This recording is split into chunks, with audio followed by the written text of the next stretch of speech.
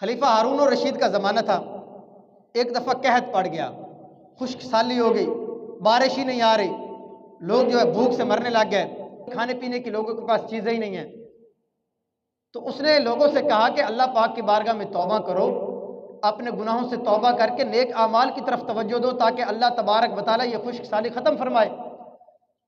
اسی زمانے کے اندر، اسی ٹائم کے اندر لوگوں نے دیکھا کہ ایک غلام جو ہے وہ بڑا مطمئن چل پھر رہا ہے، اسے کسی چیز کی فکر ہی نہیں ہے۔ لوگوں نے اسے پکڑا اور خلیفہ ہارون الرشید کے پاس پیش کر دیا، کہا کہ سارے لوگ پریشان ہیں، غم کے اندر ہیں، مصیبت میں ہیں، خشک سالی کا زمانہ ہے، لیکن یہ غلام بڑا مطمئن پھر رہا ہے۔ جب خلیفہ نے اس سے پوچھا کہ تجھے کس چیز کا اطمینان ہے، لوگ تو پریشان ہیں، اس نے بھلا کیا کہا؟ کہتا جو میرا آقا ہے نا، جس کا میں غلام ہوں، اس کے پاس بہت ساری گندم پڑی ہوئی ہے، مجھے پتہ ہے کہ جب کھانے پینے کی چیزیں ختم ہو جائیں گی تو میرا آقا مجھے روٹی دے دیا کرے گا، اس لیے مجھے قحط سالی کا کوئی غم اور فکر نہیں ہے۔ خلیفہ ہارون الرشید نے بھلا کیا کہا؟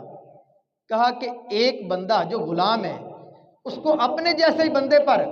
اتنا بھروسہ ہے، اتنا یقین ہے